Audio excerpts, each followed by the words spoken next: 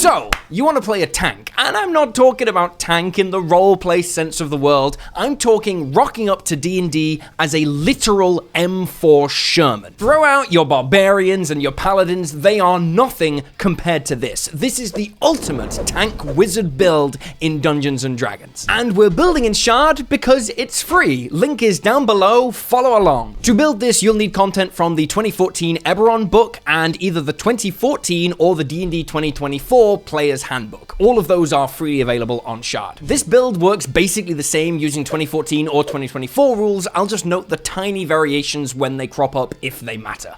Let's do this. Okay, for stats, we are going with point buy. You're going to want 15 in intelligence, 14 in constitution, 14 in dexterity, 8 in strength, 12 in wisdom, and finally 8 in charisma. Yes, we're physically weak and we have terrible social skills. We are a wizard. Our species is the Mark of Warding Dwarf, which does some very important things. Firstly, it gives us +2 in constitution and +1 in intelligence, so we're starting the game with 16 in both. Very nice. It also has a perk that says your speed is not reduced if you don't meet the strength requirement when you're wearing armor. So even though we are technically as weak as a kitten, we can still walk around in plate mail if we find any. There are other essential benefits to this species that we'll get into later, but first, let's talk about that armor. We're a wizard. Where are we going to get it? The answer is we start the build with a level in Fighter. This gives us proficiency with all types of armor, weapons, and shields. It also gives us a fighting style, and we are picking up defense, which gives us a +1 to our AC while we're wearing armor. Now, most GMs that I've played with will let players start the game with splint armor, which is relatively cheap and easy to make, but I'm going to assume that we are poor. We will play strictly rules as written and take gold as our starting equipment, which gives us 125 gold to buy everything. That means we are going with the cheapest heavy armor out there, which is chainmail, giving us a flat AC of 16, and because we're a dwarf, we can ignore this strength 13 requirement. We can move just fine. Because we have shield proficiency and the defensive fighting style, that gives us a base AC of 19 at level 1. Not bad, and the shield only costs us 10 gold, leaving 40 left over. If you can get splint armor, our AC is 20, and if your GM is smoking crack this week and give you full plate mail at level 1, your base AC is 21. For this guide, I'm going to assume you get splint armor around level 4 and full plate mail at around level 7. But now we've got to talk about our actual background, and if you're playing in the 2024 rules, you're going to want to pick up Farmer, which gives you access to the tough feat. If you're playing 2014 rules, you're going to want to take Wild Spacer instead for the exact same reason. Either way, we now have this tough feat, which buffs our HP by +2 for every level we have. When it comes to combat, for this level, we are just a fighter, so hold your shield in one hand and attack with a rapier in the other.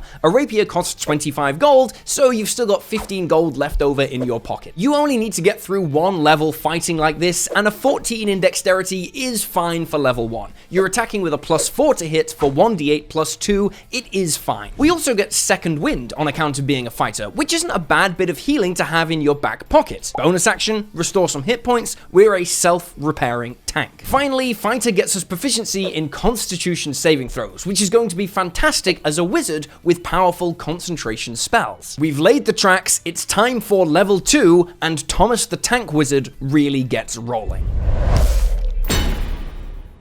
It's level 2, and we are taking our first level in Wizard. Having a 13 or higher in Dexterity and Intelligence means we can multiclass into this. Now we can start learning magic, and oh boy, do we start learning magic. Our species, the Mark of Warding Dwarf, gives us access to the spell Armor of Agathys. This spell is a key feature of the entire build, so let's go over it. First level spell, Abjuration. It's a bonus action to cast in D&D 2024. It lasts 1 hour with no concentration. You gain 5 temporary hit points, and as long as you have temporary hit points, no matter where those temporary hit points come from, when a creature hits you, it takes 5 points of cold damage. The spell does end early if you have no temporary hit points remaining, but it is very important to recognize that if you gain more temporary hit points from another source, the spell does not end. The best part though is that if you upcast Armor of Agathys, the damage you deal and the number of temporary hit points you get increase by 5 for each each slot level above the first. We also get our regular wizard spells at this level. I would say definitely pick up the cantrip Firebolt for some reliable ranged damage, and let's grab Burning Hands for some area of effect damage, Disguise Self for some utility, and obviously you're going to want to take the shield spell. With the shield spell on standby, our effective AC is 24 when we're targeted for an attack. We also have 24 hit points at level 2, which is crazy for a wizard. A typical barbarian will only have 25 at this level. And of course, our Armor of Agathys is giving us +5 temporary hit points on top of that. And with 16 intelligence, we have sacrificed absolutely nothing in terms of power to achieve this. We're hitting just as hard as any other wizard would be. Yes, you will be burning through spell slots fast as you cast Shield to defend yourself, but we'll get more spell slots very soon. Next, take another level in Wizard. If you're playing D&D 2014,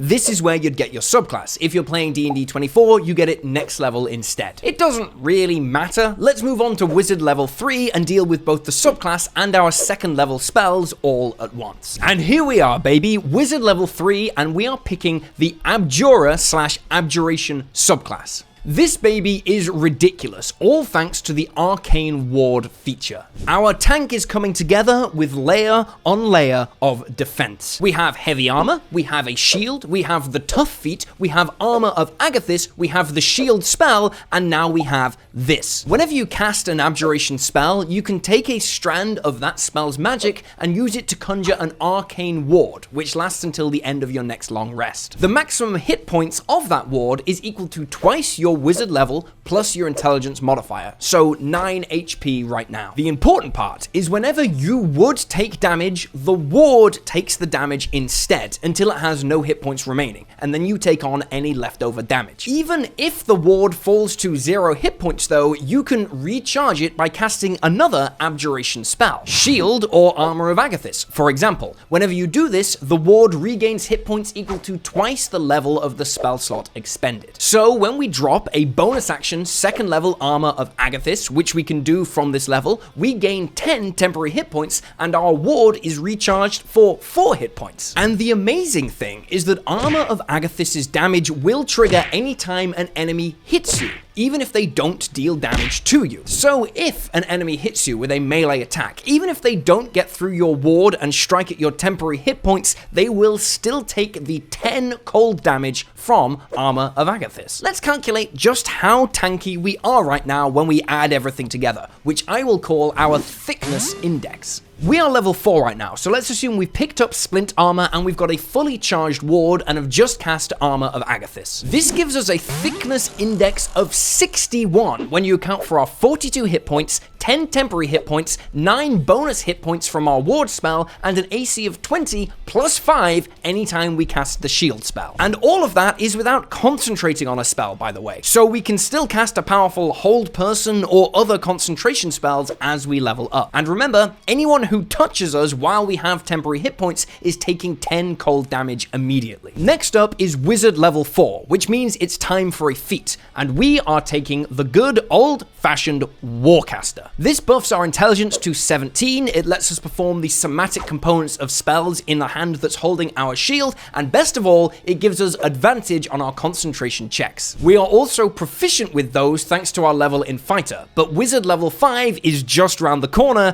and you know what that means. Wizard level 5 means we learn Fireball, Hypnotic Pattern, all the third level spell GOATs. It also means Armor of Agathys is now buffing us for 15 temporary hit points and dealing 15 cold damage every time an enemy hits us. Wizard level 6 is going to let us share our tanking power with others thanks to Projected Ward. When a creature within 30 feet of us takes damage, we can cause our ward to intercept, and that will take the damage instead. It's okay, but what we're really excited for is hitting Wizard level 7. This is where the penultimate pieces of this build fall into place. We're going to pick up the spell Polymorph for some absolutely insane tactics, and we're going to pick up the spell Fire Shield for the memes. Fire Shield is very simple. It gives us resistance to fire or cold damage, and any creature that hits us is going to take another 2d8 damage. This stacks on top of Armor of Agathys, and it's also non-concentration. Is it funny? Yes. Is it worth it? probably not at this level, but when we grow up a little bit and have more 4th level spell slots to play with, it's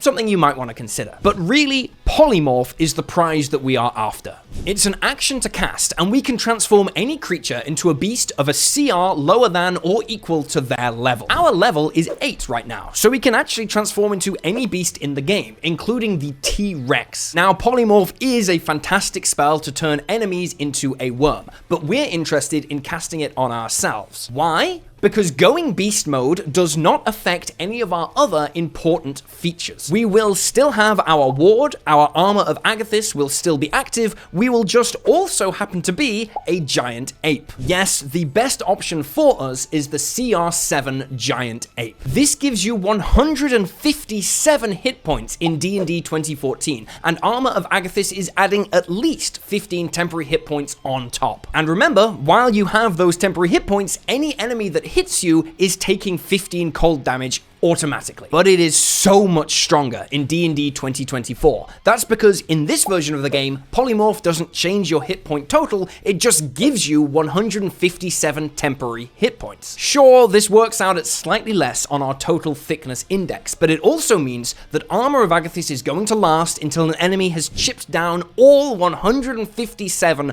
of those temporary hit points. They don't need to just break through your ward and 15 temporary hit points, they need to break through almost 175 before they stop taking automatic cold damage on every strike. And don't slouch on your power too. You've got those ape fists hitting twice per turn for 3d10 plus 6 damage with a plus 9 to hit. Or you can throw a rock with a plus 9 to hit for 7d6 plus 6 damage at range. We are so much better than any other martial character at this level in close range while in ape form. And if we're not in ape form, we're still a freaking wizard. You don't need to polymorph. You don't need to do this. Fireball still works. This is just one option among many. Our next level in wizard gets us an ability score increase, and we're going to want to put +1 in both constitution and intelligence. Our intelligence is now 18, which is very nice, but there's one last tech we need to do before continuing to the late game, and that's taking one additional level in fighter.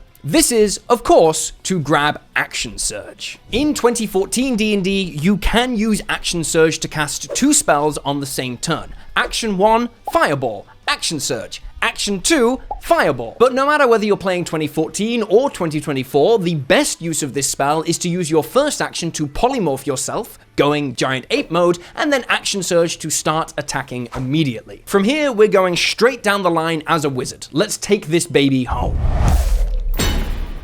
We're speedrunning Wizard from this point to the end of the game, so all you need to remember is upcast Armor of Agathys to the highest possible level to deal massive damage when enemies touch you, and take all the good Wizard spells as you go along, like Wall of Force. Wizard level 10 gets us the pretty nice Spellbreaker feature, giving us Counterspell and Dispel Magic always prepared. Both of these spells repair our ward when we cast them, and you can cast Dispel Magic as a bonus action and add our proficiency bonus to the check when we do. Even better, if you cast either spell with a spell slot and it fails, the spell slot isn't expended. Now this raises an interesting question. If we cast it with a spell slot, but it fails, so the spell slot isn't expended, does that casting still recharge our ward? I think rules as written, the answer is yes. It would still recharge your ward effectively for free without expending a spell slot, but check with your GM. It's a nice bonus if they say yes, but it's not really important. Now Wizard level 11 gives us an interesting option to consider in place of casting Polymorph, and that is Tenzur's Transformation. This is a concentration spell that lasts for 10 minutes. It gives us 50 temporary hit points. It also gives us advantage on all weapon attacks. Those weapon attacks deal an extra 2d12 force damage on a hit, and we can take 2 attacks as an action. This really isn't bad, but seeing as it doesn't buff our attacking stats, and the temporary hit points are still pathetically small compared to Polymorph,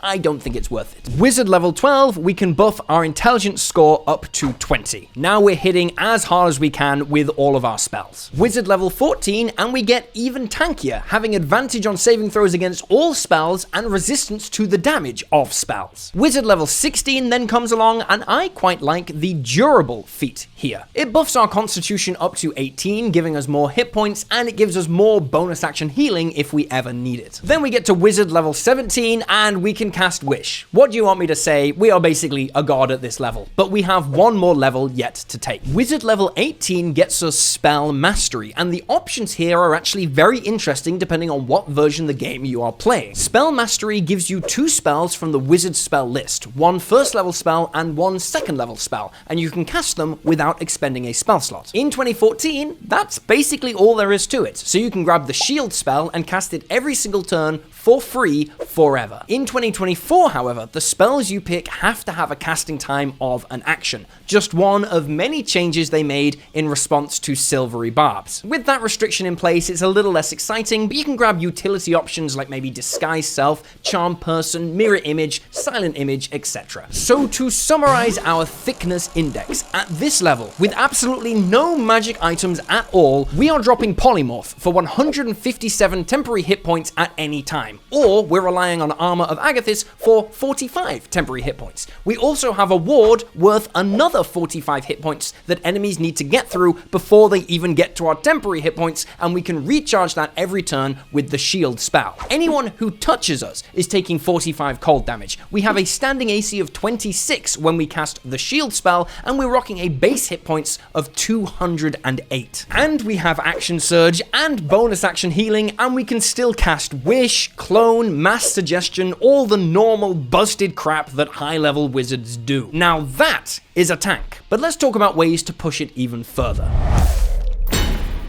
Honestly, the great thing about this build is it basically takes care of itself. You are a self-sufficient tank that provides basically all you need. That said, there are some obvious magic items that will make you better. Any magical armor or shield that gives you a +1 to your AC is just the icing on the cake. The Arcane Grimoire is a great spellcasting focus that will raise the DC of your wizard spells, and it lets you recover higher level wizard spells when you finish a short rest, which is always nice. Finally, a Ring of Spell Storing is always fantastic for a wizard to have, letting you store spells inside it and then hand it off to allies so they can cast them. You can let them have some fun with Fireball, or even hold concentration for you so you can set up some deadly combos including Wall of Force and Cloud Kill. I'll let you work that one out yourself. This build is awesome for anyone playing a wizard who wants to get involved in the action. It's got a little bit of a Luigi wins by doing absolutely nothing vibe, while your Armor of Agathys deals huge damage to every enemy that touches you and you just stand there. You can hang back and rely on your crazy AC to keep you safe while you fire off powerful wizard spells, or you can polymorph into an ape or a T-Rex and just smash. If playing exclusively one playstyle gets a little bit boring for you across a campaign, this is a build that lets you do both. And it also comes online so quickly. You are fulfilling that tank wizard fantasy after just 3 or 4 levels into the game. And you can build the entire thing on Shard for free using only the free materials. People always ask, how is Shard free? It was created by a fundraiser. It was a Kickstarter project. It's community first. That's why it's free. I've linked it below. There is a subscription option if you want it. I do recommend it. It's very good, but I cannot recommend Shard highly enough for people who are just addicted to building D&D characters that they will probably never use. I might have a problem. Also, did you know that I give 50% of all YouTube ad revenue to charity? The rest goes to funding the editing and graphic design for these videos. I am funded entirely by Patreon and YouTube memberships. I release massive D&D expansions every month, including new species, new subclasses, and ready-to-play adventures, and you get access to the VIP area of the Discord. If we can reach about 2,000 supporters between YouTube and Patreon, I will be able to donate 100% of this channel's earnings to charity. That is the dream. We're at about 1,200 people now, so we are getting closer and closer to that goal. Please consider it. Please go and check out the free stuff on there and see if it's for you. Every bit of support is incredibly powerful. Also, remember to check out other videos on the channel. Remember to like and subscribe. Go build on Shard. And yeah, that's all I got. I'll see you next time.